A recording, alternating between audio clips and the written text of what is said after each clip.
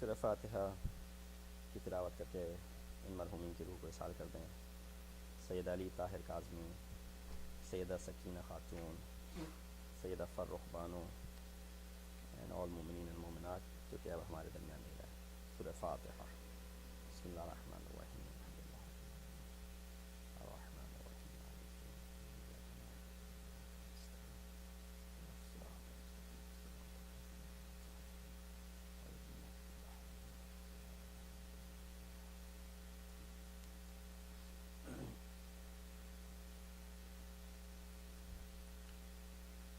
درود بھیجیں۔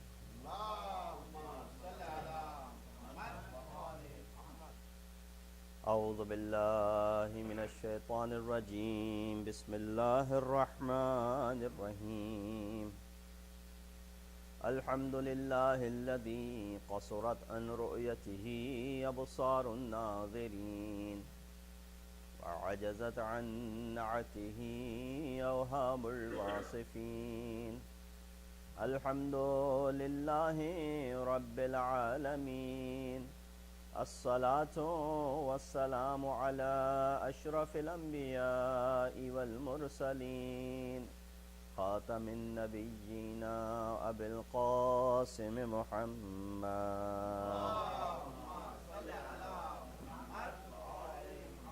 واہل بیتہ الطیبین الطاہرین المعصومین الذین اذهب اللہ عنہم الرجس وطہرہم تطہیرا۔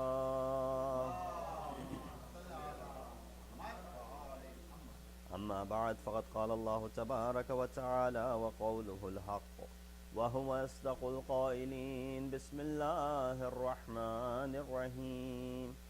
یا ایتها النفس المطمئنہ ارجعی الی ربک راضیة مرضیہ فادخلی فی عبادی وادخلی جنتی۔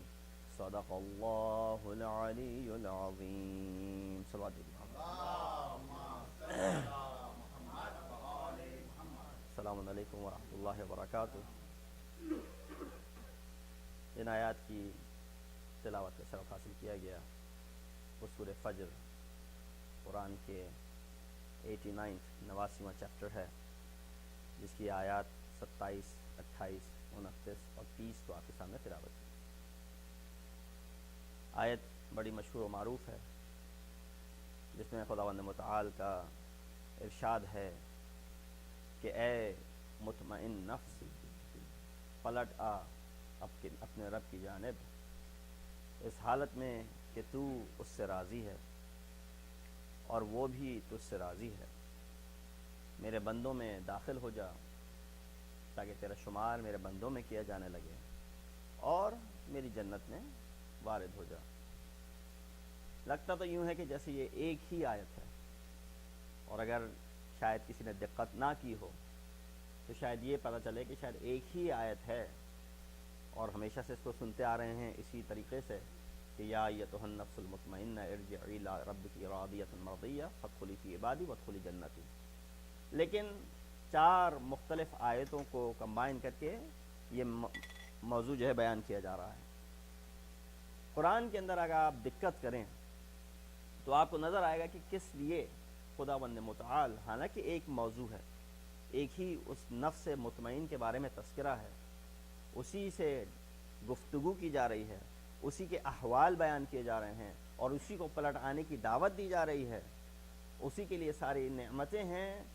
لگتا یوں ہے کہ موضوع ایک ہے، لیکن اس کے باوجود رک رک کے اس بیان کو بیان کیا جا رہا ہے۔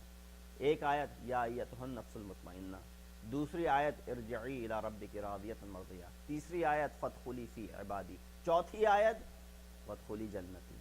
4 مختلف آیتیں ہیں، اور اس کی سب سے سامنے کی مثال سورہ فاتحہ کی صورت میں ہے کہ جو ہم اور آپ ہر روز اپنی واجب نماز میں پڑھتے ہیں، کہ سورہ فاتحہ بسم اللہ سے شروع ہو کے ولا الضالین تک ایک موضوع کے اوپر دلالت کر رہی ہے، جس میں ابتدا ہوتی ہے خداوند متعال کی شان بیان کرنا، اس کی مالکیت، اس کی رحمانیت اور رحیمیت کا اعلان کرنا، اس کے بعد سے خداوند متعال کی عبادت کے اوپر انسان کا اعتراف کرنا، اور پھر آخر میں اس بات کی دلیل کہ خداوند ہمیں ان لوگوں میں سے قرار نہ دے کہ جو تیرے مستحق تھے، جو لوگ ظالمین میں سے تھے، اور جن لوگوں نے بہرحال کفر کیا اور دوسرے کام انجام دیے۔ اس چیز کو دیکھا جائے تو ایک ہی موضوع ہے جس کو بیان کیا جا رہا ہے، لیکن 7 مختلف آیتوں کے اندر اس کو کیوں بیان کیا جا رہا ہے؟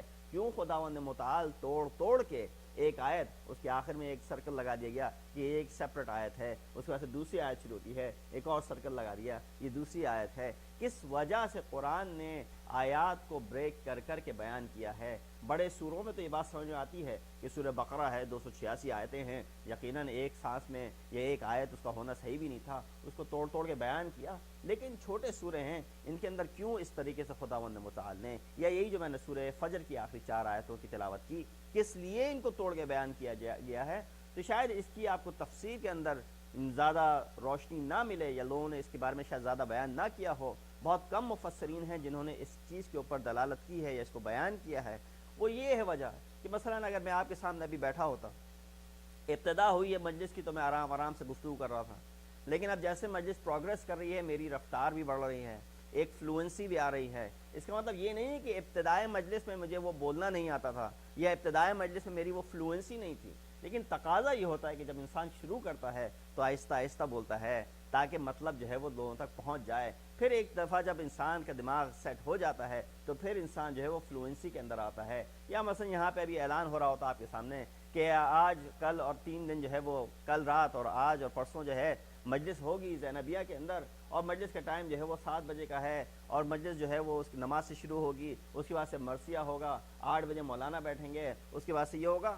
یہ اعلان اس لیے کیا جاتا ہے آرام سے کہ تاکہ آپ کے ذہن میں وقت بھی رہے، آپ کے ذہن میں دن بھی رہے، آپ کے ذہن میں ٹائمنگ بھی رہے، آپ کے ذہن میں وہ سارے کی ساری چیزیں جو اس کے ساتھ مربوط ہیں وہ ساری کی ساری رہیں۔ یعنی پتہ یہ ہے کہ اگر ایک سانس میں اعلان کر دیا تو ہر شخص آ کے پوچھے گا بھائی کتنے بجے ہے مجلس، بھائی کون پڑھ رہا ہے مجلس، بھائی نماز سے شروع ہوگی مجلس، بھائی کس دن ہے مجلس، یہ ساری کی ساری چیزیں انسان بار بار پوچھے گا۔ کہا اس چیز کو بار بار پوچھنے سے روکا جائے، لہذا بیان کرو اس طریقے سے کہ ایک دفعہ میں لوگوں کو سمجھ میں آ جائے۔ اب پتہ چلا کہ قرآن نے خداوند متعال کی حکمت کیا تھی کہ آیات کو توڑ کے کیوں بیان کیا، تاکہ انسان ایک ایک آیت کے اوپر غور کرے، رک کے اس آیت کو پڑھے، اس آیت کو جب پڑھ لیا ہے تو اس پہ غور و فکر کرے۔ ہم نے یہ قرآن صرف اس لیے نازل نہیں کیا ہے کہ تم اس کو سرسری سے پڑھتے ہوئے گزر جاؤ، بلکہ جب تم پڑھو یا ایتھا النفس المطمئنہ تو یہاں ایک دفعہ رک کے سوچو کہ یہ نفس مطمئنہ کون ہے۔ ارجعی الی ربک راضیۃ مرضیہ، سوچو کس کے بارے میں خدا کہہ رہا ہے کہ پلٹ آ اپنے رب کی جانب اس حالت میں کہ تو راضی ہے اس سے اور وہ بھی تجھ سے راضی ہے۔ پتہ یہ کرنا ہے جب اس چیز کی سمجھ میں آ گئی کہ قرآن کا فلسفہ یہ ہے کہ لوگوں کو سمجھایا جا سکے، یہ نہیں کہ سرسری سی ایک کتاب ہے، سمجھانے کے لیے یہ کتاب نازل کی گئی ہے۔ لہٰذا اب ہمیں سوچنا یہ ہوگا کہ جب ہم نے یہ آیت پڑھ لی، اب پوچھنا یہ ہے کہ کیا یہ نفس مطمئنہ ہمارے اندر بھی پایا جاتا ہے کہ نہیں؟ یہ نفس مطمئنہ کیا چیز ہے بھلا؟ اول تو بحث ہے نفس کی کہ یہ نفس کیا چیز ہے بھلا۔ نفس کے بارے میں یقیناً بہت ساری مجالس آپ لوگ سماعت فرما چکے ہیں، اس کی ڈیٹیلز میں جانے کی کوئی ضرورت نہیں ہے۔ صرف اتنا بیان کر دوں کہ 2 چیزوں کا تذکرہ قرآن کے اندر آیا ہے۔ قرآن کے اندر بدن کا تذکرہ آیا ہے، جسم کا تذکرہ آیا ہے، قرآن کے اندر روح کا بھی تذکرہ آیا ہے۔ پھر روح کے مختلف حالات کو جو نام دیا گیا ہے وہ نفس سے تعبیر کیا گیا ہے کہ کبھی یہ روح اس کے اوپر کون سا نفس سوار ہوتا ہے، کبھی اس کے اوپر نفس لوامہ سوار ہو جاتا ہے، کبھی اس کے اوپر نفس امارہ سوار ہو جاتا ہے، اور کبھی اس کے اوپر نفس مطمئنہ سوار ہو جاتا ہے۔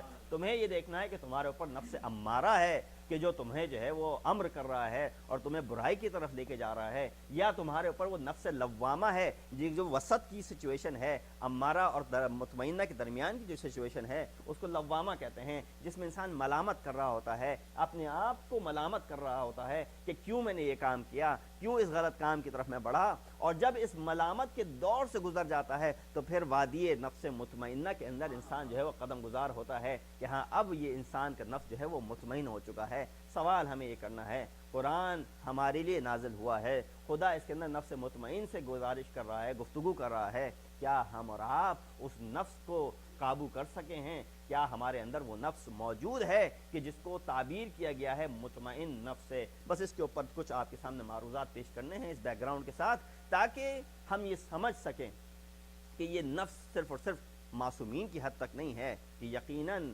آپ دیکھیے قرآن کے اندر ایک چیز ہے تفسیر۔ اور ایک چیز ہے تطبیق. تفسیر اس چیز کا نام ہے کہ جس کے اندر آ کے بیان کیا جاتا ہے کہ اس آیت کی تعویل کیا ہے. یعنی جب یہ آیت نازل ہوئی تھی تو یقیناً کوئی پس منظر ہوگا جس کی وجہ سے آیت نازل ہوئی تھی. بعض لوگوں نے اس آیت کے نزول کے بارے میں بتایا کہ نفس مطمئن سے مراد حضرت حمزہ سید الشہداء حضرت حمزہ تھے. بعد میں جب امام حسین کی شہادت واقع ہوتی ہے تو لوگوں نے کہا تطبیق اس آیت کی یہ ہے کہ اس سے مراد امام حسین ہے. کیونکہ ایک تو تفسیر ہوتی ہے کہ جو تعویل بیان کرتی ہے کہ یہ آیت کیوں نازل ہوئی ہے, ایک تطبیق ہوتی ہے کہ بعد میں آنے والے ایونٹس بھی اس قرآن کی وجہ سے دلالت پذیر ہیں.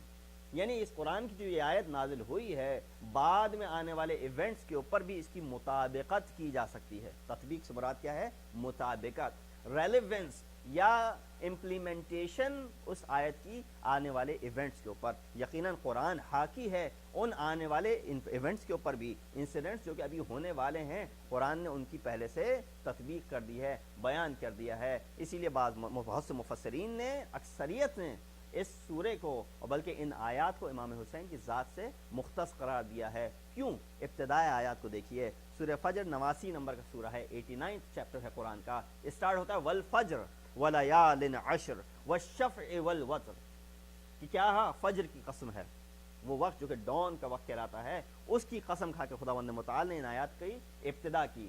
ولیال عشر, اور ان 10 سیکرڈ ہولی نائٹس کا جو ہے تذکرہ کیا جا رہا ہے. اب آپ جا کے تفسیر کو اٹھا کے دیکھیے وہ 10 راتیں کون سی ہیں. کچھ بیان کرتے ہیں کہ ان 10 راتوں سے مراد وہ رمضان کی آخری 10 راتیں ہیں, کہ جس میں بیان کیا گیا کہ ان میں سے ایک لیلۃ القدر ہے. تو بہرحال وہ ایک تفسیر ہوئی اس کی. کچھ نے بیان کیا کہ اس کے 10 پہلی راتیں جو کہ ماہ ذی الحج کی ہوتی ہیں, پہلی ذی الحج سے 10 ذی الحج تک, روز عید اور عید الاضحیٰ تک جو کہ دن ہے حج کا اور قربانی کا, ان 10 راتوں کا تذکرہ کیا جا رہا ہے. اور بہت سے لوگوں نے اس کی تطبیق کی ہے پہلے 10 محرم کی جو راتیں ہیں جس میں آپ کا غم شروع ہوتا ہے پہلی محرم سے, اور 10 محرم کو یہ غم اپنی پیک پہ پہنچتا ہے, کا اس سے مراد یہ 10 راتیں ہیں جو کہ محرم کی راتیں ہیں. اسی لیے ان 10 راتوں کو جب محرم کی رات لیا گیا تو آگے تطبیق کی جاتی ہے. نفس مطمئنہ سے مراد وہی نفس ہے جو کہ قرآن کی آیت کو تلاوت کر رہا تھا, جس کا سر نیزے پہ بلند تھا اور یہ کہہ رہا تھا ام حسبت ان اصحاب الکہف والرقیم کانوا من آیاتنا عجبا, کیا تم یہ سمجھتے ہو کہ اصحاب کہف اور ان کی جو مرقومات تھے وہ ہماری عجیب و غریب آیات میں سے ہیں. تو زید ابن ارقم جو کہ موجود تھے وہاں پہ کہتے ہیں نہیں مولا, یہ تمہارا تلاوت کرنا نیزے کے اوپر بلند ہو کے ان آیات کی تلاوت کرنا یہ سب سے بڑا عجائب ہے, یہ سب سے بڑا ہمارے سامنے نمونہ ہے اور یہ عجوبہ ہے ہمارے لیے کہ اس سے بڑھ کے اور کوئی خدا کا عجائب نہیں ہو سکتا. بہرحال بیان یہ کرنا ہے کہ یہ نفس مطمئن کیا ہے, اس نفس مطمئن تک ہم کس طریقے سے پہنچیں. آئیے دیکھتے ہیں اس کے اوپر ذرا سی روشنی ڈال کے کہ نفس مطمئن سے مراد وہ نفس جو کہ مکمل اطمینان کی حالت میں ہے. اور یقیناً امام حسین اس کربلا کے میدان میں بھی مکمل اطمینان کے ساتھ کھڑے ہیں. اطمینان کی وہ منزل ہے کہ جو منزل امیر المؤمنین کی زندگی میں شب ہجرت نظر آتی ہے, کہ رسول اللہ ہجرت کر رہے ہیں اور امام علی جو ہیں وہ رسول کے بستر کے اوپر سو رہے ہیں. ایک دفعہ آپ کو اگر خطر کا اندازہ نہ ہو کہ کوئی خطرہ نہیں ہے, مثلا آپ نے مجھ سے کہا کہ مولانا ہم لوگ جا رہے ہیں کچھ دنوں کے لیے, آپ ہمارے گھر پہ رک جائیے, لیکن آپ نے مجھ کو یہ نہیں بتایا کہ بھائی یہاں پہ جو ہے وہ کچھ گینگز بھی ہیں, یہاں پہ جو ہے وہ باہر زیادہ رات میں مت نکلیجیے گا, یہاں پہ وحشی جانور بھی ہیں, یہاں پہ جو ہے وہ دوسری چیزیں ہیں. ایک دفعہ آپ نے مجھ کو ان چیزوں کے بارے میں نہیں بتایا. جب آپ نے مجھ کو نہیں بتایا تو مجھے اس کا کوئی خوف اور ڈر بھی نہیں ہے, کیوں مجھے پتہ ہی نہیں ہے کہ وہ چیزیں یہاں پہ ایگزسٹ بھی کرتی ہیں.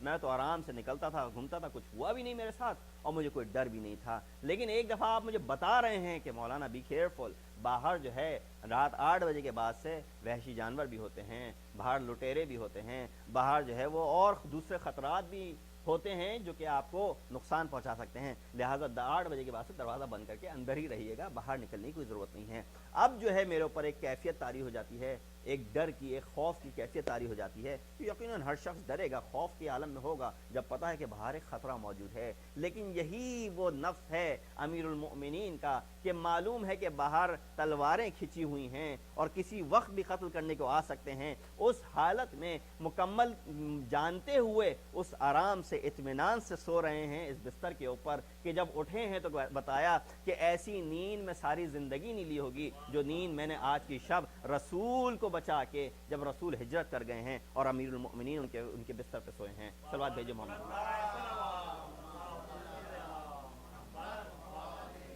تو یہ ہے اطمینان کی ایک منزل۔ اطمینان کیسے حاصل کریں؟ ہم اور آپ کو کس طریقے سے اطمینان حاصل ہو؟ دوبارہ قرآن کی طرف پلٹیے۔ بعضہ یفسر بعضہ بعضا، کہ قرآن کی بہت سی آیتیں دوسری آیات کی تفسیر کرتی ہوئی نظر آتی ہیں، کسی اور جگہ جانے کی ضرورت ہی نہیں ہے۔ بعض جگہوں پہ تو آپ کو حدیث کا کنایہ لینے کی بھی ضرورت نہیں ہے، کیونکہ بعض آیات دوسری آیات کی تفسیر کرتے ہوئے نظر آتی ہیں۔ جب پوچھا گیا کہ یا ایتھا النفس المطمئنہ، کہ یہ اطمینان قلب اور مطمئن قلب کس طریقے سے حاصل کیا جائے، حضرت ابراہیم کا واقعہ آپ کے ذہن میں آتا ہے کہ حضرت ابراہیم نے خدا سے کہا خدا تو کیسے خلق کرتا ہے، کیف تحیی الموتیٰ، کس طریقے سے مردوں کو تو زندہ کرتا ہے؟ خدا کا پہلا جواب یہ تھا کہ کیا تم کو یقین نہیں ہے؟ کہا نہیں، یقین تو ہے، ابراہیم سے بڑھ کے کس کو یقین ہوگا؟ ابراہیم جو کہ خلیل اللہ ہے، جس نے اتنے امتحانوں کو سر کیا ہے، کہ جس کے بارے میں خدا نے کہا وَإِذْ قَالَ إِبْرَاهِيمُ رَبِّهِ، کہ جب خدا اذ ابتلى ابراہیم ربہ بکلمات فاتمہن، کہ جب ہم نے مبتلا کیا ابراہیم کو مختلف کلمات، مختلف امتحانوں میں، اور ابراہیم نے ہر امتحان سے سرخرو ہو کے گزرے ہیں، وہ ابراہیم کس طریقے سے خدا کی ذات پہ یقین نہ ہو، شک کرنے بیٹھ جائے؟ کہا نہیں، لیطمئن قلبی، تاکہ مجھے اطمینان قلب حاصل ہو جائے کہ جو میں کہہ رہا ہوں، جو میں سوچ رہا ہوں، میں دیکھ بھی لوں اپنی آنکھوں سے، تاکہ مجھے اطمینان قلب حاصل ہو جائے۔ خداوند متعال نے جو مشق تھی ان کے سامنے بیان کی کہ تم ان مختلف پرندوں کو لو، ان کے ٹکڑے ٹکڑے کر کے مختلف جگہوں پہ ان کو رکھ دو اور ہمارے اذن سے ان کو اپنی طرف بلاؤ، تو دیکھو یہ کس طریقے سے ساتھ ہو کے ایک طرح جڑ جاتے ہیں۔ انسان کو شک ہے کہ ہم جب مر جائیں گے، دفن کر دیے جائیں گے، کیف یبعث، کس طریقے سے ہم کو جو ہے وہ مبعوث کیا جائے گا؟ ارے وہ خالق مختار جس نے انسان کو بغیر کسی چیز کے پہلی دفعہ خلق کیا تھا، کیا اب یہ مادہ ہونے کے باوجود دوبارہ خلق نہیں کر سکتا؟ یقیناً اس کی ذات اس سے ماورا ہے، خلق کرنے کے اوپر قادر ہے۔ تو یہ اطمینان قلب کس طریقے سے انسان کو حاصل ہو؟ کہا قرآن ہی کی طرف پلٹو، قرآن ہی کی آیات کی تلاوت کرو۔ کہا یا ایتھا النفس المطمئنہ، یہ اطمینان قلب کیسے ہو؟ کہا الا بذکر اللہ تطمئن القلوب، کہ خدا کے ذکر کے ذریعے اطمینان قلب حاصل ہوتا ہے۔ ہم اور آپ دنیا کی تگ و دو میں لگے ہیں، مختلف آسائشوں کو جو کہ حلال ہیں، یقیناً اس میں کوئی حرج نہیں ہے، انسان ان آسائشوں کی طرف انسان اپنا ہاتھ بڑھائے اور ان کو اپنانے کی کوشش کرے، انسان اپنے لیے، اپنے گھر والوں کے لیے ان آسائشوں کو فراہم کرے، اس میں کوئی حرج نہیں ہے، اسلام نے کبھی ان چیزوں سے نہیں روکا۔ لیکن فرق یہ ہے کہ ہم اطمینان اور سیرینٹی اور ہم اس ٹرینکولیٹی کو، سکون کو ان چیزوں میں تلاش کرتے ہیں۔ مسئلہ یہ ہے کہ جب انسان ان آسائشوں میں، ان مادیات میں سکون اور اطمینان کو تلاش کرے گا تو یقیناً اس کو وہ سکون شاید کچھ دیر کے لیے تو مل جائے، کچھ لمحوں کے لیے تو مل جائے، کچھ گھڑیوں کے لیے تو مل جائے، لیکن وہ اطمینان قلب مستقل نہ ہوگا۔ اس لیے کہا الا بذکر اللہ تطمئن القلوب، کہ صرف اور صرف خدا ہی کے ذکر کے ذریعے اطمینان قلب حاصل ہوتا ہے۔ آپ نے کہا کہ خدا کا ذکر کیسے کیا جائے؟ کہا دوبارہ قرآن کی آیت دیکھو، کیا فرماتا خداوند متعال؟ کہتا ہے اقم الصلاۃ لذکری، بہترین طریقہ ہے اطمینان قلب کا خدا کا ذکر۔ کہا خدا کا ذکر کیسے کریں؟ کہا بہترین طریقہ ہے خدا کے ذکر کا اقم الصلاۃ لذکری، کہ میری نماز قائم کرو، میرے ذکر کے لیے نماز کو قائم کرو۔ پتہ چلا تمام کا تمام اطمینان اس نماز کے اندر پوشیدہ ہے، کہ جو ہم آج تک پڑھتے آ رہے ہیں، لیکن پتہ بھی نہ چلا کب ہم نے ظہر پڑھی، کب ہم نے مغرب پڑھی، کب ہم نے فجر پڑھی یا نہیں پڑھی، لیکن کبھی اطمینان حاصل نہ ہوا۔ اسی لیے آپ دیکھیں وہ آیت جو تلاوت کی تھی کل بھی آپ کے سامنے، جس کے بارے میں کہا کہ یا ایھا الذین آمنوا کتب علیکم الصیام، آخری جملہ کیا تھا؟ لعلکم تتقون۔ ہم یہ پوچھتے آئیں گے کہ بھائی ہمیں تو آج تک تقویٰ حاصل نہیں ہوا، 25 سال 30 سال 35 سال سے روزے رکھ رہے ہیں، قرآن کی آیت یہ کہہ رہی ہے کہ روزہ رکھو تاکہ تم متقی بنو، ہمارے اندر تو کوئی تقویٰ نظر نہیں آتا۔ قرآن کی آیت بھی غلط نہیں ہو سکتی، خداوند متعال کا کلام ہے، تو پتہ یہ چلا کہ ہمارے اور آپ کے روزے صرف اور صرف ان چیزوں سے بچنے کے لیے ہم یہ روزہ رکھ رہے ہیں۔ روزے کی تمام شرائط کو ہم پورا نہیں کر رہے۔ اگر تمام شرائط کو ہم نے پورا کیا ہوتا روزے کی تو یقیناً وہ تقوی ہمارے اندر اب تک آ چکا ہوتا، کیونکہ ہم نے ان شرائط کو نہیں پرکھا، ان شرائط پہ عمل نہیں کیا۔ اسی طرح ہماری نماز کی بھی حالت یہی ہے کہ نماز جس کو خود رسول خدا یہ کہتے ہوئے نظر آ رہے ہیں معراج المؤمن الصلاۃ، کہ مومن کی معراج یہ نماز ہے، اور خدا یہ کہہ رہا ہے کہ اطمینان قلب اگر حاصل ہوگا تو میرے ذکر سے حاصل ہوگا، اور میرے ذکر کا بہترین طریقہ کیا ہے کہ انسان نماز کو انجام دے۔ نماز کے بارے میں آپ لوگ بارہا سنتے آئے ہیں، لیکن بہرحال یہ ایک ایسا تذکر ہے، ایسا ذکر ہے کہ اس کو بار بار بھی کہا جائے تو یہ یقیناً مؤمنین کو فائدہ پہنچائے۔ اسی لیے آپ دیکھیے کہ اتنا اس کا تذکرہ کیا گیا ہے کہ اس کو عماد الدین یعنی عمود الدین اور عماد الدین، پلر، ستون کی حیثیت دی گئی ہے۔ ستون کیوں ہوتا ہے؟ اگر آپ ایک خیمے کو ذہن میں لے کے آئیں، خاص کر کے جو حاجیان ہمارے ساتھ گئے تھے وہ خیموں میں رکے تھے، خیموں کا اندازہ ان کو زیادہ ہے کہ جب ٹینٹ لگائے جاتے ہیں تو ٹینٹ کے اندر یہ آپ کو ستون مختلف لگاتے ہیں، سائیڈز میں بھی ستون لگائے جاتے ہیں، اور ایک ستون ہوتا ہے جو بیچوں بیچ لگایا جاتا ہے۔ کیوں وہ بیچ میں ہوتا ہے؟ کہا نماز کو اس بیچ والے ستون سے تشبیہ کی گئی ہے کہ اگر یہ بیچ والا ستون ہٹا لو، بھلے سائیڈ کے رہیں، یہ پورا کا پورا ٹینٹ زمین پہ آ جائے گا۔ کہا نماز بھی اسی ستون کا نام ہے کہ جو وسط میں لگایا جاتا ہے۔ کہا کیسے؟ کہا وہ روایات تم نے نہیں سنی کہ اگر نماز قبول تو تمام کے تمام اعمال قبول، اور اگر نماز رد کر دی جائے تو تمام کے تمام اعمال رد کر دیے جائیں۔ یہاں پہ ایک اور مشکل سامنے آتی ہے۔ بعض لوگ یہ کہتے ہیں کہ بھئی کیسے ایک عمل تمام کے تمام اعمال کے بعد دار و مدار اس کے اوپر ہو سکتا ہے؟ مثلا مولانا ہم جانتے ہیں بہت سے لوگ ہیں بڑے سوشل ورکر ہیں، بڑی خدمت خلق کرتے ہیں، بہت ڈونیشن دیتے ہیں، بہت صدقہ جاریہ، بہت ساری چیزیں انہوں نے کی ہیں، لوگوں کی مدد کرتے ہیں، لیکن نماز نہیں پڑھتے۔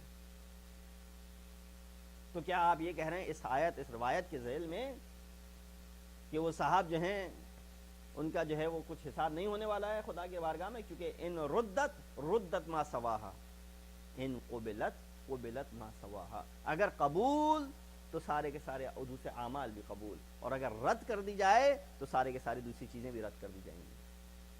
قرآن کی آیت یہ کہتی ہے۔ اگر آپ تلاوت کریں سورہ مدثر میں جا کے، تو سورہ مدثر میں یہ سوال کیا جا رہا ہے یتساءلون عن المجرمین، کہ مجرمین سے، کرمنل سے، دوزخیوں سے یہ سوال کیا جائے گا، ما سلککم فی سقر، کہ تم سقر یعنی جہنم تک کس طرح سے پہنچے؟ تو ان کا پہلا جواب یہ ہوگا لم نک من المصلین۔ یہ نکو حیدرآبادی نکو نہیں ہے، یہ عربی کا نکو ہے۔ لم نک من المصلین، ہم نماز پڑھنے والوں میں سے نہ تھے۔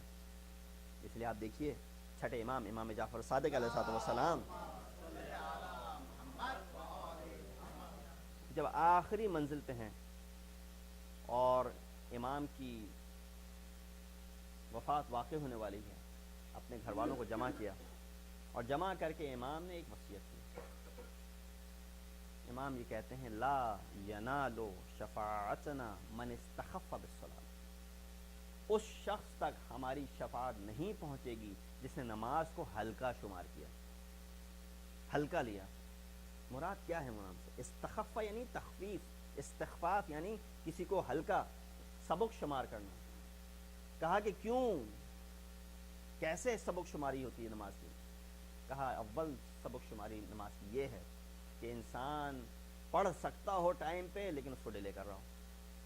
مثلا وقت نماز ہو گیا ہے اور آپ بیٹھے ہوئے ہیں، یا ٹی وی دیکھ رہے ہیں، یا اخبار پڑھ رہے ہیں، یا انٹرنیٹ کے اوپر ہیں، یا ٹیلی فون کے اوپر ہیں، یا کوئی اور غیر ضروری کام کر رہے ہیں، اور نماز کا وقت ہو گیا۔ بھائی بڑا لمبا ٹائم ہے، 5 بجے تک کے 6 بجے تک ٹائم ہے نماز کا، پڑھ لیں گے آرام سے۔ کہا یہ ہے نماز کو استخفاف کرنا، نماز کو خفیف سبق شمار کرنا، کہ نماز کو بے اہمیت قرار دے دینا۔ یا مثلا نماز کا وقت ہو گیا ہے اور انسان یہ جانتے ہوئے کہ نماز پڑھ سکتا ہے ابھی، اس کو نہ پڑھے کہ بھئی وہاں گھر پہنچ کے یا دوسری جگہ جا کے شاید ہم ٹائم پہ پہنچ جائیں تو وہاں جا کے پڑھ لیں گے آرام سے۔ ابھی ٹائم ہو گیا ہے اور پڑھنے میں کوئی قباحت بھی نہیں ہے، اور پڑھا بھی جا سکتا ہے آسانی سے، تو ابھی نماز کو انجام دیا جائے۔ یہ سبق شمار کرنا ہے نماز کو، یہ نماز کو استخفاف اور خفیف کرنا ہے۔ امام کی روایت یہ ہے کہ لا ینال شفاعتنا من استخف بالصلاۃ، اس شخص تک ہماری شفاعت نہیں پہنچے گی جو نماز کو ہلکا شمار کرے۔ امام نے یہ نہیں کہا کہ جو نماز نہیں پڑھتا اس تک ہماری شفاعت نہیں پہنچے گی، کہا اس کے لیے تو قرآن کی آیت موجود ہے لم نکن من المصلین، کہ وہ تو جہنم میں جائے گا ہی جائے گا۔ مراد یہاں پہ ہے کہ جو پڑھتا ہو اور اس کو جو ہے سبق شمار کرے، یعنی مراد ہم لوگ ہیں کہ جو نماز کو پڑھتے تو ہیں لیکن اس کو بالکل ہلکا لیتے ہیں، پڑھ لیا ٹائم پہ پڑھ لیا، نہیں پڑھا کوئی مسئلہ نہیں۔ یا ہے کہ مثلا کوشش یہ ہوتی ہے کہ ایک ہی وضو کے ساتھ ظہر اثر اور مغرب عشاء کو نمٹا دیا جائے، تاکہ کون بار بار وضو کرتا پھرے گا۔ ایسے پڑھو کہ ظہر کا ٹائم عصر کا ٹائم ختم ہو رہا ہو اور مغرب عشاء کا ٹائم آنے والا ہو، تاکہ ایک ہی وضو میں ساری نمازیں پڑھ دی جائیں۔ صرف اور صرف جس جگہ پہ آپ کو نماز کو ڈیلے کرنے کی اجازت دی گئی ہے وہ یہ ہے کہ ایک تو جماعت آپ کی ہونے والی ہو، اور دوسرا یہ کہ آپ کو مسجد کے اندر نماز پڑھنے کو مل رہی ہو۔ یہ وہ دو صورتیں ہیں کہ جس میں جائز ہے نماز کو ڈیلے کرنا۔ ٹائم ہو گیا نماز کا لیکن پتہ ہے کہ جماعت سے پڑھ سکتے ہیں، تھوڑی دیر بعد اگر ڈیلے کریں تو ہاں ڈیلے کر سکتے ہیں۔ کیوں؟ جماعت کا جو ثواب ہے اس کو انسان کمپریہنڈ نہیں کر سکتا۔ کیسے نہیں کمپریہنڈ کر سکتا؟ کہا کہ اگر ایک بندہ جماعت میں کھڑا ہو تو اس کا ثواب اتنا درجہ ہے، 2 بندے اگر جماعت میں ہوں تو اس کا ثواب اتنا ہو جاتا ہے، 3 اگر جماعت میں ہوں تو اس کا ثواب اتنا ہو جاتا ہے، یہاں تک کہ جب 10 بندے ہو جائیں جماعت میں تو کہا اس کی کوئی شمارہ گزاری نہیں ہے کہ اس کا ثواب کتنا ہوگا۔ 10 سے آگے کی روایت نہیں ہے، 1 سے شروع ہوتی ہے اور 10 پہ ختم ہوتی ہے۔ 10 کے بعد سے نہیں کہا کہ 11 ہوں 12 ہوں 13 ہوں، کہا 10 از میکسیمم، مثلا کہ اگر 10 بندے ہو جائیں تو اس کی شمار گزاری نہیں ہے۔ وہ فرشتے جو کہ ان گنت ہیں، وہ سمندر کے پانی جس کی کوئی لمٹ نہیں ہے، وہ درخت جن کو اگر آپ قلم کے طور پہ استعمال کرنا چاہیں، اگر یہ سب یوز کر کے لکھنا چاہیں اس شخص کے ریوارڈز کو کہ 10 بندوں میں یہ شریک تھا نماز کے، تو وہ لکھ نہیں سکتے۔ اتنا ریوارڈ ہے، اتنی جزا ہے 10 بندے اگر اس جماعت میں شریک ہو جائیں۔ بارہ ہم لوگ ویٹ کر رہے ہوتے ہیں کہ 5 پورے ہو جائیں تاکہ جمعے کی نماز پوری ہو جائے، لیکن 10 کے بارے میں یہ کہا گیا۔ آپ کہیں گے 10 سے مراد کیا ہے؟ کس طریقے سے 10 کے بعد سے یہ روایت آگے نہیں بڑھتی ہے؟ تو مراد یہ ہے کہ آپ سامنے کی مثال ہے، فرض کیجئے کہ ایک شخص ہے، اس کے پاس صرف 1 انگلی ہے، وہ 1 انگلی سے کتنا کام کر سکتا ہے؟ وہ زیادہ سادہ ایک ہلکی سی چیز کو موو کر سکتا ہے، یا مثلا اس کو پل کر سکتا ہے۔ 2 ہوں تو شاید کسی چیز کو گرپ کر سکتا ہوں، 3 انگلیاں اگر اس کے پاس ہیں تو وہ شاید لکھ سکتا ہو کچھ، 4 انگلیاں ہوں تو تھوڑی سی سنگین چیز کو پل کر سکتا ہے یا اٹھا سکتا ہے، 5 اگر اس کے پاس انگلیاں ہوں گی تو وہ کسی چیز کو آرام سے گریب کر سکتا ہے۔ اسی طریقے سے اگر دوسرے ہاتھ کی بھی انگلیاں شمار کرنا شروع کر دیں تو جب 10 انگلیاں اس کی مکمل ہو گئیں تو پھر کوئی پاسبلٹی نہیں ہے کہ یہ شخص کیا نہیں کر سکتا۔ آج تک کسی نے کہا کہ کاش میرے پاس 11 انگلیاں ہوتی تو میں فلاں کام کر لیتا، کاش میرے پاس 11 انگلیاں ہوتی تو مجھے فلاں جاب مل جاتی؟ نہیں، 10 جو ہے وہ میکسیمم ہے انسان کے پاس۔ 10 انگلیاں خدا نے اسی مقصد کے لیے دی ہیں کہ کوئی یہ نہیں کہہ سکتا کہ یہ 10 سے کم یا زیادہ ہوتی تو میں کیا کر سکتا اور کیا نہیں کر سکتا، اسی لیے خدا نے یہ فلسفہ 10 کا رکھا۔ اب آپ اسی کو حمل کیجئے اس روایت کے اوپر، کہا کہ 10 شخص 10 اشخاص لوگ اگر نماز جماعت میں جمع ہو جائیں تو اس کی کوئی لمٹ نہیں ہے کہ کتنا ثواب ان لوگوں کو ملنے والا ہے۔ صلوات دیجیے محمد وعلی محمد۔ اور پھر جہاں پہ کہا گیا کہ صرف نماز قبول تو سارے اعمال قبول، اور اگر نماز غیر قبول تو دوسرے اعمال بھی غیر قبول۔ یہ کس طرح کا فلسفہ سمجھایا جائے؟ کہا اس کی مثال بھی بڑی سامنے کی مثال ہے۔ مثلا آپ ڈرائیو کرتے ہوئے جا رہے ہیں اور فرض کیجئے کہ آپ کو جو ہے وہ پولیس روک لیتی ہے، پولیس نے روک لیا آپ کو، آتے ہی پہلی چیز کیا دریافت کرے گا؟ ڈرائیور صاحب آپ کے بھائی یہ پاسپورٹ ہے میرا، بلو پاسپورٹ ہے، یہ ریڈ پاسپورٹ ہے، کیا نہیں لائسنس ہے، یہ میرا جو ہے ہیلتھ کارڈ ہے، کیا نہیں لائسنس نکالو، یہ میرا گرین کارڈ ہے، کیا نہیں لائسنس نکالو، یہ میرا کریڈٹ کارڈ ہے۔ کہا کوئی کارڈ نہیں چلنے والا، اگر لائسنس ہے تو یہ گرین کارڈ بھی چل جائے گا، لائسنس ہے تو یہ پاسپورٹ بھی ایکسیپٹڈ ہے، لائسنس ہے تو ہیلتھ کارڈ بھی ایکسیپٹڈ ہے، لائسنس ہے تو کریڈٹ کارڈ بھی ایکسیپٹڈ ہے۔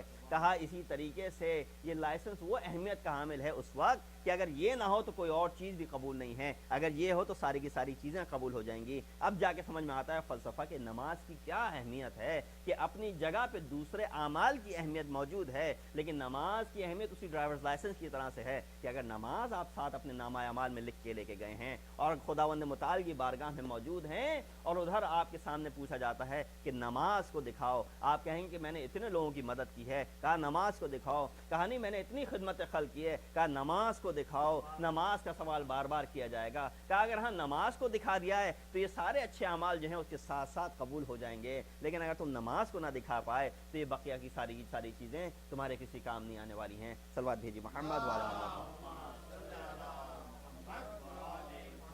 جلدی جلدی آگے بڑھ رہا ہوں کہ دوسری آیت راضیۃ مرضیہ، تو پہلی آیت بڑی کلیئر ہو گئی ہمارے سامنے کہ نفس مطمئن کون ہے، کس طریقے سے انسان اس نفس مطمئن تک پہنچے۔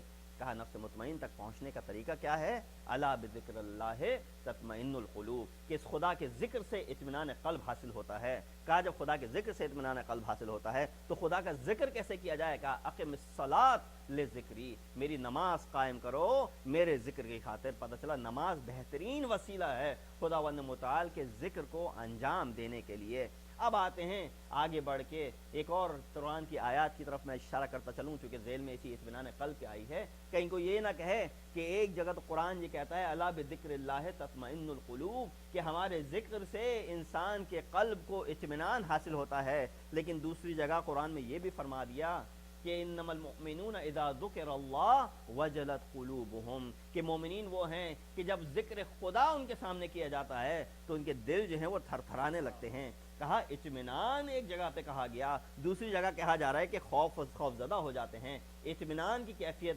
بالکل اپوزٹ ہے خوف کی کیفیت سے۔ کہا وہی ذکر خدا ہے، ایک وقت اس ذکر خدا سے انسان کو اطمینان حاصل ہو رہا ہے، ایک وقت اس ذکر خدا سے انسان خوف کے عالم میں مبتلا ہو رہا ہے۔ کیا قرآن کے اندر تضاد پایا جاتا ہے؟ بہت سے لوگ تو قرآن کے اندر تضاد کو ڈھونڈنے میں لگ جاتے ہیں کہ قرآن نے ایک مستقل طور پہ سورہ آل عمران میں وہ آیت نازل کر دی کہ اس کے اندر متشابہ آیات بھی ہیں، اس کے اندر محکم آیات بھی ہیں، لیکن وہ لوگ جن کے دلوں میں کجروی پائی جاتی ہے، زیغ پایا جاتا ہے، وہ لوگ صرف اور صرف ان آیات کی طرف رجوع کریں گے جو متشابہ ہیں، ان کو محکمات سے کوئی تعلق نہیں ہے۔ لیکن ہم آگے دیکھیں کہ کیا یہ واقعاً ایک تضاد پایا جاتا ہے؟ ایک آیت قرآن کی یہ کہہ رہی جو آپ کے سامنے تلاوت کی کہ ذکر خدا سے اطمینان قلب حاصل ہو رہا ہے، دوسری آیت یہ کہہ رہی ہے کہ ذکر خدا سے خوف طاری ہو رہا ہے۔ اب اس کو سمجھنے کے لیے کیا کیا جائے؟ میں کوشش کرتا ہوں مثالوں کے ساتھ آگے بڑھوں، تو ایک اور مثال بڑی سامنے کی ہے، بچوں کے لیے ایک مثال اور ایک بڑوں کے لیے مثال، کہ شاید یہ موضوع سمجھ میں آ سکے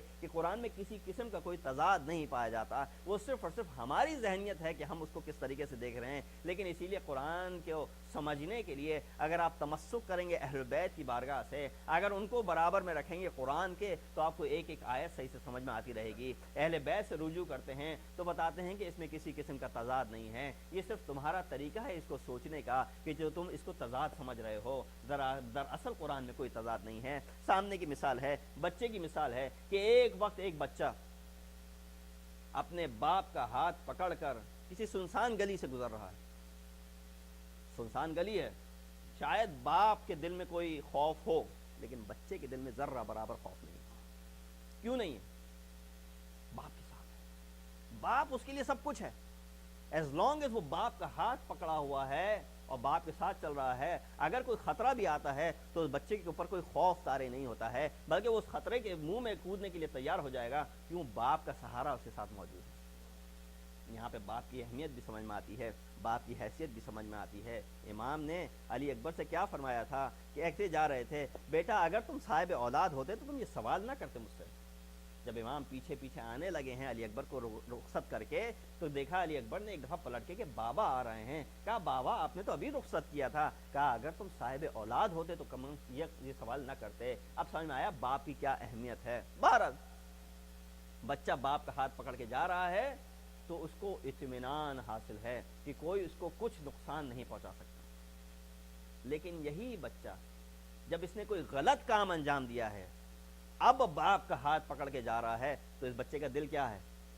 خوف سے تھر تھرا رہا ہے۔ وہ پہلا عالم تھا کہ حالانکہ شاید خوف اس کی سراؤنڈنگ میں ہو، لیکن چونکہ باپ کا ہاتھ پکڑ کے جا رہا تھا تو ذرہ برابر خوف نہیں تھا، اطمینان کے عالم میں تھا۔ لیکن اب چونکہ اس نے ایک غلط کام کیا ہے، کسی غلط کام کا ارتکاب کر چکا ہے، اب باپ کا ہاتھ پکڑ کے جا رہا ہے اور باپ کو اس کے غلط کام کا علم ہے، تو بچے کا دل جو ہے وہ تھر تھرا رہا ہے۔ بس پتہ چلا فرق یہیں سے ثابت ہو جاتا ہے کہ انسان اگر خدا کی معصیت کر بیٹھتا ہے تو یقیناً اس کا دل تھر تھرائے گا، لیکن اگر خدا کا معاصی نہیں ہے انسان اور اس نے کوئی معصیت نہیں کی ہے تو یقیناً ذکر خدا سے انسان کو ایک خوشی ملتی ہے، اطمینان قلب حاصل ہوتا ہے۔ اور ایک اور مثال بڑوں کے لیے دیتا چلوں کہ مثلا ایک ڈاکٹر ہے کہ جس نے 85 جو ہے وہ سرجریز کی ہیں، ہارٹ سرجن ہے، 10 ہارٹ سرجری کر چکا ہے۔ جب ہارٹ سرجری کرنے جاتا ہے تو ایسے ہی ہے کہ جیسے واک ان دا پارک ہے، بڑے مزے سے وہ ہارٹ سرجری کر دیتا ہے، اور ہارٹ سرجری کرنے میں اس کا ہاتھ بھی نہیں لرزتا،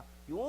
وہ اتنا ماہر ہو چکا ہے اس کام کے اندر۔ لیکن ایک دفعہ یہ ہے کہ اب اس کو جو سرجری کرنی پڑ رہی ہے، کسی بڑے شخص کی سرجری کرنی پڑ رہی ہے، کسی مرجع تقلید کی سرجری کر رہا ہے، کسی بادشاہ وقت کی سرجری کر رہا ہے، کسی امام وقت کی سرجری کر رہا ہے، اب اسی ماہر ڈاکٹر کا ہاتھ تھر تھرا رہا ہے۔ پتہ ہے چلا سچویشن بدلتے ہی ہاتھ تھر تھرانے لگتا ہے، خوف طاری ہو جاتا ہے، لیکن جب حالت نارمل ہوتی ہے تو انسان اطمینان کی حالت میں ہوتا ہے۔ لہٰذا قرآن کی ان آیات میں کسی قسم کا تضاد نہیں پایا جاتا، ڈیپینڈ کرتا ہے کہ انسان خود کو کس حالت میں رکھا ہوا ہے۔ اطمینان قلب پہ شاید اتنا کافی ہوگا۔ اگلی آیت یہ کہتی ہے راضیۃ مرضیہ، کہ اس حالت میں کہ تو اس سے راضی اور وہ تجھ سے راضی ہے۔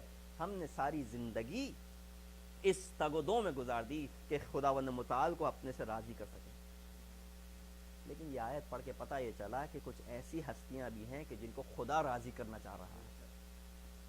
ہم اور آپ تو ساری زندگی عبادت اس لیے انجام دیتے ہیں کہ خدا کو راضی کر لیں، لیکن کچھ ایسی ہستیاں بھی ہیں، قرآن کی آیت ہے، اس میں کوئی ڈیبیٹ نہیں کی جا سکتی، حرف خداوند متعال ہے، کلام حکیم ہے، کہہ کیا رہا ہے کہ کچھ ایسی ہستیاں بھی ہیں کہ جن کو خدا راضی کرنا چاہ رہا ہے۔ خدا وہ کون سی ہستیاں ہیں؟ کہا دوسری سورہ میں نگاہ کرو، سورہ ضحیٰ میں جب نگاہ کی تو کیا کہا وَلَسَوْفَ يُعْتِيكَ رَبُّكَ فَتَرْضَىٰ، اے رسول ان قریب خدا آپ کو وہ عنایت کرے گا کہ جس سے آپ راضی ہو جائیں گے۔ پتہ چلا یہ ذات رسول اکرم کی ذات ہے کہ جس کو خداوند متعال راضی کرنا چاہ رہا ہے۔ کیا ذات ہے رسول اکرم کی؟ وَلَسَوْفَ يُعْتِيكَ رَبُّكَ فَتَرْضَىٰ، کہ ان قریب آپ کو وہ نہ دے گا خدا کہ جس سے آپ مکمل طور پہ راضی ہو جائیں گے۔ کیا دولت تھی جس سے راضی کرنا چاہ رہا تھا خداوند متعال؟ کیا کثرت اولاد تھی جس سے راضی کرنا چاہ رہا تھا خداوند متعال؟ کیا کوئی نہر تھی کہ جس سے راضی کرنا چاہ رہا تھا خداوند متعال؟ کیا کوئی حکومت تھی جس سے راضی کرنا چاہ رہا تھا خدا متعال؟ لیکن وہی میں آیات کی تفسیر دوسری آیات سے کر رہا ہوں، حدیث کا کوئی سہارا نہیں لیا ہے۔ بیان یہ کیا جاتا ہے وَلَسَوْفَ يُعْتِيكَ رَبُّكَ فَتَرْضَىٰ، جب آیت نازل ہوئی، کہا اس کی تفسیر میں یہ بیان کیا جاتا ہے اِنَّا أَعْطَيْنَاكَ الْكَوْثَرَ، اے رسول ہم نے آپ کو کوثر عطا کر دیا، اے رسول کوثر عطا کر دیا۔ یاد ہے وہ پرومس جو آپ سے کیا تھا کہ عنقریب آپ کو وہ دیں گے جس سے آپ راضی ہو جائیں گے؟ اب رسول دینے کا وقت آ گیا ہے۔ انا اعطیناک الکوثر، ہم نے آپ کو کوثر عطا کی ہے تاکہ آپ راضی ہو جائیں ہم سے۔ رسول کو خداوند متعال راضی کر رہا ہے۔ کیوں؟ یہ کوثر کس چیز کا نام ہے؟ کچھ لوگوں نے کہا کہ یہ کوثر اس نہر کا نام ہے جو قیامت میں، جو کہ جنت میں رسول اللہ کو فراہم ہوگی، میسر ہوگی۔ کہا چلو ٹھیک ہے بات مان لیتے ہیں تمہاری، لیکن ارتباط تو ہونا چاہیے، ربط تو ہونا چاہیے آیات میں۔ اگلی آیت کیا کہتی ہے؟ فَصَلِّ لِرَبِّكَ وَانْحَرْ، خدا کی عبادت کرو، نماز بجا لاؤ اور بڑی قربانی انجام دو، نحر کرو۔ ان شانئک هو الابتر، آپ کا دشمن ہے کہ جو ابتر ہے۔ اب اس کوثر کی جگہ لفظ نہر کو اگر آپ رکھتے ہیں کہ مثلا اے رسول ہم نے آپ کو نہر عطا کی ہے جہاں جنت کے اندر، تاکہ آپ نماز پڑھیے اور آپ جا کے جو ہے وہ قربانی کیجئے، کیونکہ آپ کا دشمن جو ہے وہ ابتر ہے۔ یہ نہر صحیح سے بیٹھ نہیں رہا، کانٹیکس قرآن کی آیات کا صحیح سے سمجھ میں نہیں آتا کہ اگر کوثر کسی نہر کا نام ہوتا تو خدا یہ کیوں کہہ رہا تھا کہ تمہارے دشمن ابتر ہیں، تم ابتر نہیں ہو؟ پتہ چلا اس سے مراد صرف اور صرف ذات گرامی جناب فاطمہ الزہرا سلام اللہ علیہ، کہ جن کو عطا کرنے کے بعد سے خداوند متعال یہ کہتا ہے کہ ہاں اب نماز بھی پڑھو گے تم، اور سب سے بڑی قربانی، نحر کس کو کہتے ہیں عربی میں؟ جب کسی بڑے جانور کو، خاص کر کے جب کسی اونٹ کو ذبح کیا جاتا ہے تو اس کے لیے نہر کا لفظ استعمال کیا جاتا ہے. اس کو صرف ذبح کا لفظ استعمال نہیں کیا جاتا ہے, نہر کرنے کو کہتے ہیں. جب اونٹ کو نہر کیا جاتا ہے تو یعنی خداوند متعال سب سے بڑی قربانی مانگ رہا ہے. اب بس ایک ذرا سی ظریف نقطے کی طرف آپ کی توجہ دلا کے آگے بڑھ جاؤں, میں راضی اور مرضی کی طرف آؤں گا کہ ایک اور آیت ہے قرآن کی کہ جس کے اندر بیان یہ کیا خداوند متعال نے. وہ سب آپ کے سامنے کی آیت ہیں کہ سورہ نصر میں جب کہا اذا جاء نصر اللہ والفتح ورأیت الناس یدخلون فی دین اللہ افواجا, پھر کیا کہتا ہے فسبح. میری طرف اگر توجہ رہے 2 منٹ کے لیے کہ یہ آیات کب نازل ہوئیں. یہ آیات نازل ہوئی ہیں فتح مکہ کے بعد. اذا جاء نصر اللہ والفتح, کہ یا رسول وہ دن یاد کیجئے کہ جب آپ کو نصرت عطا کی گئی اور آپ کو فتح عطا کی گئی. اس حالت میں کہ لوگ کس طریقے سے جوق در جوق, فوج در فوج, افواجا فوج کی طرح سے داخل ہو رہے تھے. یدخلون فی دین اللہ افواجا. تو فتح مکہ کی بات کی جا رہی ہے. فتح مکہ یقیناً ایک بہت بڑا لینڈ مارک تھا اسلامک ہسٹری میں. کیوں؟ ایک تو مکے کو فتح کرنا, اس ٹیریٹری کو واپس لینا کہ جس سے نکال دیے گئے تھے, اس ٹیریٹری کو واپس لینا کہ جہاں مسلمانوں کا کعبہ موجود ہے, اس ٹیریٹری کو واپس لینا جہاں رسول کی ولادت واقع ہوئی ہے. وہ جگہ یقیناً ایک بڑا لینڈ مارک ہے اسلامک ہسٹری میں, فتح مکہ. لیکن فتح مکہ بڑی چیز ہے یا کوثر کا عطا کرنا بڑی چیز ہے؟ اور آیات سے ہی ثابت کروں گا بھائی, کسی روایت کی ضرورت نہیں ہے یہاں پہ. آپ صرف اور صرف لہن دیکھیے. اگر آپ سے میں کہوں کہ نماز پڑھیے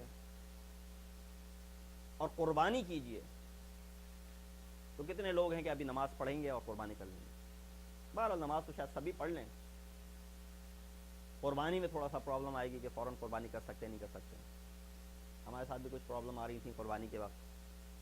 لوگوں کو جب بیان کیا کہ حج کے بعد سے آپ کو جو ہے وہ بال منڈوانے ہوں گے, تو کچھ لوگ کہنے لگے کہ بال منڈوانے ہوں گے, مولانا یہ بال بڑی مشکل سے ہو گئے ہیں. تو کس طریقے سے ان کو کنونس کیا جائے؟ تو پھر وہی لے دے کے ایک واقعہ ملتا ہے کہ جس میں امیر المؤمنین کے پاس جب لوگ آئے اور آگے کہا کہ مولا ہم تیار ہیں, آپ کھڑے ہوئیے, قیام کیجئے. تو امام نے کہا کہ چل تو ٹھیک ہے قیام کریں گے, کل تم سب آنا, بال منڈوا کے آ جانا. سب چلے گئے گھر پہ. کہہ رہے ہیں ٹھیک ہے مولا, ہم کہہ رہے ہیں کہ ہم اپنی جان دینے کو تیار ہیں, وہ کہہ رہے ہیں بال منڈوا کے آنا. گھر پہنچے, کچھ کی ازواج نے روک لیا, کچھ کے والدین نے روک لیا, کچھ کی ماؤں نے روک لیا, کچھ لوگ آئے کچھ لوگ نہیں آئے. پتہ ہے چلا صرف 4 لوگ تھے جو مولا کے اس حکم کی تعمیل کرتے ہوئے سر منڈوا کے پہنچے. تو امام کا یہ جملہ تھا جو کہ تاریخ میں ثبت ہوا کہ جو بال نہیں دے سکتا وہ گردن کیا دے گا. تم چاہتے ہو میرے ساتھ کھڑا ہونا, تم چاہتے ہو میرے ساتھ اس ریولوشن کو, انقلاب کو برپا کرنے کے لیے, تم میرے ایک حکم کی تعمیل تو کر نہیں سکتے ہیں, کس طریقے سے تم جو ہے میرے ساتھ جنگ کرو گے. اسی لیے مولا نے ایک اور جملہ کہا تھا کوفے میں جب امام تھے. امام یہ کہتے ہیں کہ میں امیر شام کے ساتھ درہم اور دینار کا سودا کرنے کو تیار ہوں. درہم اور دینار کا سودا کیا ہوتا ہے؟ کہا 10 درہم 1 دینار کے برابر ہوتا ہے, یا 1 دینار 10 درہم, مجھے اب اس کی مانیٹری ویلیو یاد نہیں ہے, لیکن بظاہر یہ کہ 1 دینار اور 10 درہم کے برابر ہوتا ہے. 1 دینار میں 10 درہم ہوتا ہے. امام یہ کہہ رہے ہیں کہ میں امیر شام کے ساتھ درہم و دینار کا سودا کرنے کو تیار ہوں. مولا کیا مراد ہے اس سے؟ کہا مراد یہ ہے کہ میں اپنے 10 بندوں کو دینے کو تیار ہوں تاکہ 1 بندہ ان کا لے سکوں. امام اپنے لوگوں کو کس طریقے سے جھنجھوڑ رہے ہیں کہ اس کا 1 بندہ تمہارے 10 کے برابر ہے, ہمارے 10 کے برابر ہے. کس طریقے سے؟ کہا تم جانتے ہو کہ میں امام حق ہوں, تم جانتے ہو کہ میں حق پر ہوں, لیکن اس کے باوجود تم میرے مطیع نہیں ہو. وہ جانتے ہیں کہ ان کا رہنما حق پر نہیں ہے, باطل پر ہے, لیکن پھر بھی وہ اس کے مطیع ہیں. فرق یہ ہے میری آرمی میں اور فرق یہ ہے ان کی آرمی میں کہ کس طریقے سے وہ اس کے مطیع ہیں اور کس طریقے سے تم میرے غیر مطیع ہو. اس لیے میں درہم و دینار کا سودا کرنے کو تیار ہوں. بہرحال بات کہاں سے کہاں چلی گئی کہ سر منڈانے کی بات آئی تھی. یہاں پہ اگر کسی سے کہا جائے کہ نماز پڑھیے اور قربانی دیجیے تو شاید قربانی دینے کے لیے تھوڑی سی تگ و دو کرنی پڑے, لیکن بہرحال آمادہ ہو جائیں گے قربانی کرنے کو. لیکن اگر میں سب سے کہوں کہ تسبیح پڑھیے تو کوئی ایسا شخص ہے کہ جو ابھی ڈینائی کرے گا نہیں, تسبیح پڑھنے میں کیا ہے. تسبیح پڑھنا صرف یہ ہے کہ تسبیح اٹھائی آپ نے 34 مرتبہ اللہ اکبر کہا، 33 مرتبہ الحمدللہ کہا، سبحان اللہ کہا، الحمدللہ کہا، اور آپ نے جو ہے لا الہ الا اللہ ایک دفعہ کہا اور آپ کی تسبیح مکمل ہو گئی. تسبیح اسی چیز کا نام ہے. اب آپ یہ بتائیے کہ اگر کسی کام کے عوض میں خدا آپ سے کہتا ہے کہ نماز پڑھو اور قربانی دو، وہ بڑا کام ہوگا، یا اگر کسی کام کے عوض میں کہتا ہے کہ تسبیح کرو، وہ بڑا کام ہوگا؟ یقیناً جس کے عوض میں کہا جا رہا ہے کہ نماز، اور وہ بھی رسول کی نماز اور قربانی، وہ بڑا کام ہوگا. اب آئیے آپ ان آیات کو ملا کے دیکھیے.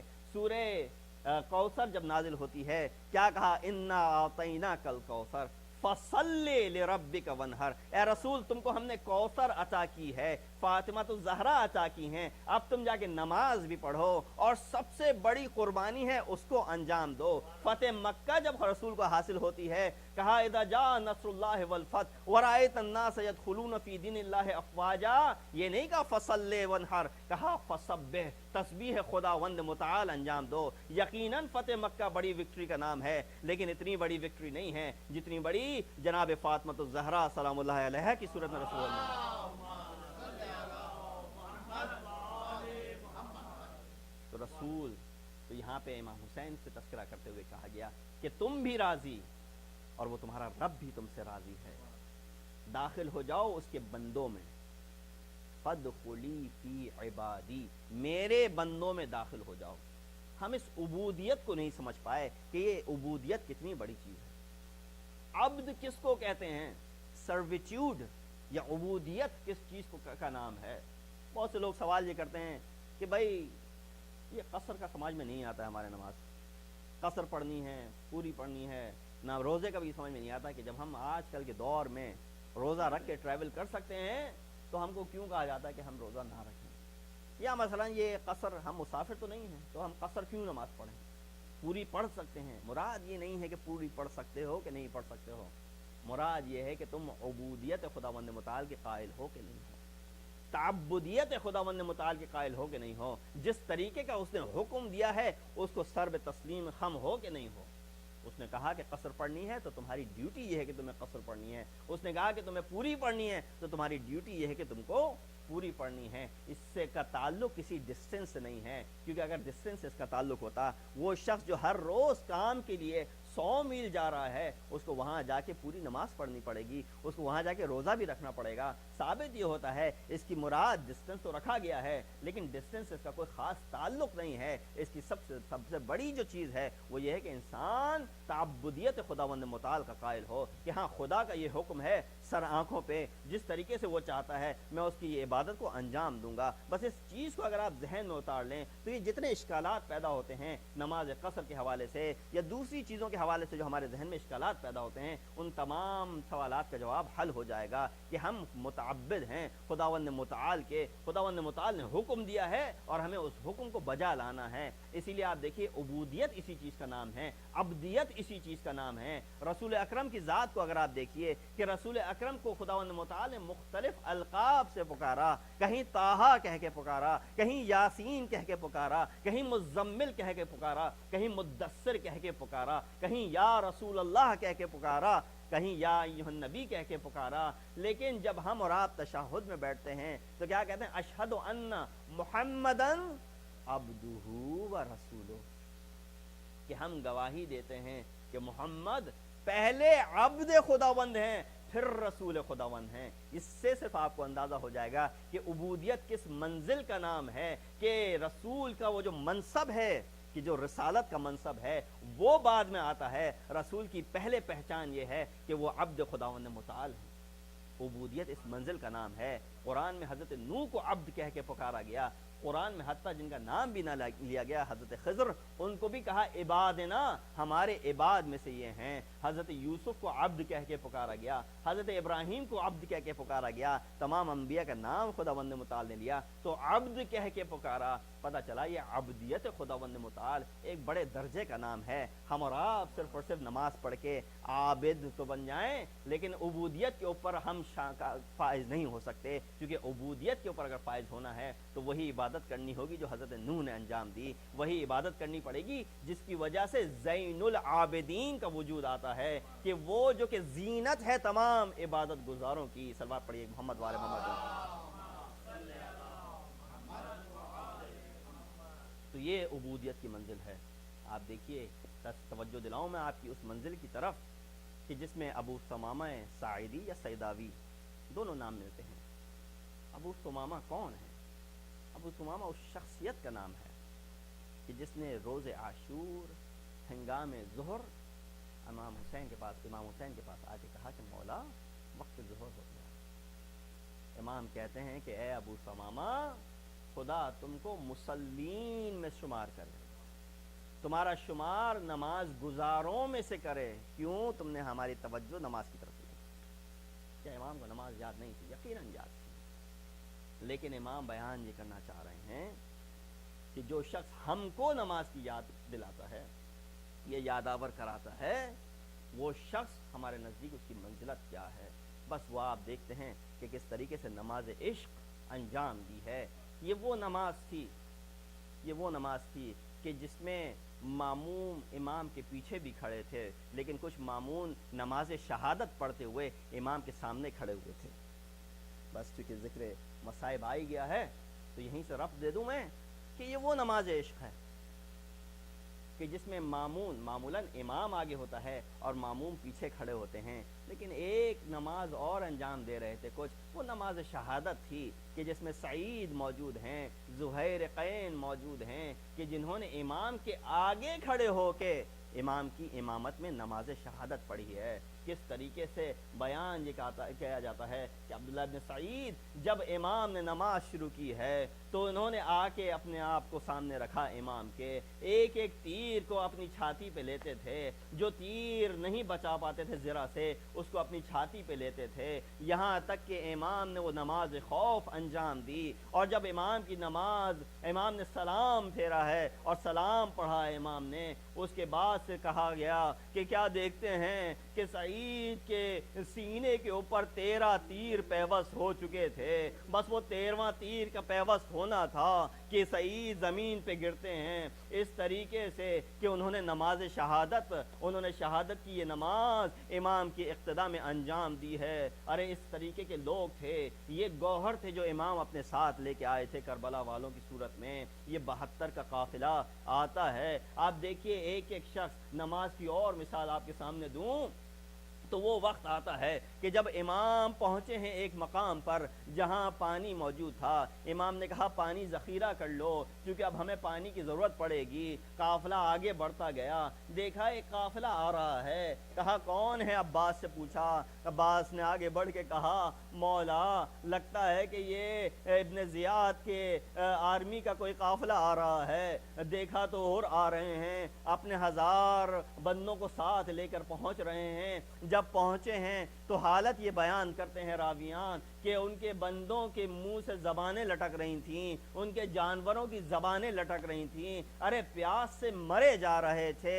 امام آتے ہیں، سب کو پانی پلاتے ہیں، سب کو سیراب کرتے ہیں، یہاں تک کہ جو آخری شخص تھا وہ کہتا ہے کہ نزدیک تھا کہ میں گزر جاؤں گا، اس وقت میں نے دیکھا کہ سید الشہداء جو کہ اپنی کرسی پہ برجمان تھے پانی کا کوزہ ہاتھ میں لیتے ہیں اور میری طرف بڑھ رہے ہیں اور مجھ کو پانی پلاتے ہیں اور سیراب کرتے ہیں۔ لیکن جب نماز کا وقت آیا تو امام نے کہا اے حر، ہم نماز پڑھ رہے ہیں، تم بھی جا کے اپنی نماز پڑھ لو۔ حر کا جواب دیکھیے گا، کیا کہتے ہیں حر؟ کہتے ہیں مولا یہ اختلاف یہاں پہ صحیح، لیکن جب نواسۂ رسول نماز کے لیے کھڑا ہو تو ہم کہیں اور نماز پڑھیں، ہم آپ کی اقتداء میں نماز پڑھیں گے۔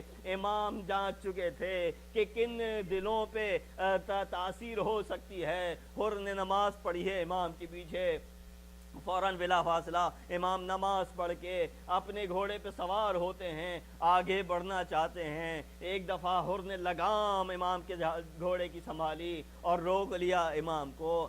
امام چاہتے تو یہاں پہ یہ کہہ سکتے تھے کہ اے حر، جتا سکتے تھے کہ اے حر تم کو ہم نے پانی پلایا، تمہارے گھوڑوں کو سیراب کیا، تم ہمارے پیچھے نماز پڑھی، ارے یہ سب چیزیں تم بھول گئے، اب تم ہمارا راستہ روک رہے ہو۔ لیکن یہ کریم ابن کریم ہے، جب کسی کے اوپر کوئی فیور کیا تو اس کو یاد آوری نہیں کراتے۔ امام نے اس کسی چیز کی گفتگو نہ کی، امام نے صرف ایک جملہ کہا، اے حر تیری ماں تیری اعضاء میں بیٹھے، اے حر تیری ماں تیری اعضاء میں بیٹھے. حر بھی جانتا ہے کہ کس شخص نے یہ جملہ کہا ہے. پلٹ کے کہا مولا اگر کوئی اور شخص ہوتا کہ جس نے یہ جملہ کہا ہوتا تو میں اس کا جواب بھرپور طریقے سے دیتا, لیکن کیا کروں, آپ کی مادر گرامی فاطمۃ الزہرا سلام اللہ علیہا ہیں, یہ جملہ ان کی شان میں نہیں کہا جا سکتا. امام بھی چن چن کر حر کے لیے جملے بول رہے تھے کیونکہ جانتے تھے کہ تاثیر ہوگی ان جملوں کی. بس حر کا تذکرہ آ گیا تو حر کے ہی مصائب آپ کے سامنے پیش کروں کہ وہ دن آتا ہے, شب عاشور گزرتی ہے. کچھ لوگ کہتے ہیں کہ امام نے حضرت عباس سے کہا کہ کچھ وقت اور لے لو دشمن سے.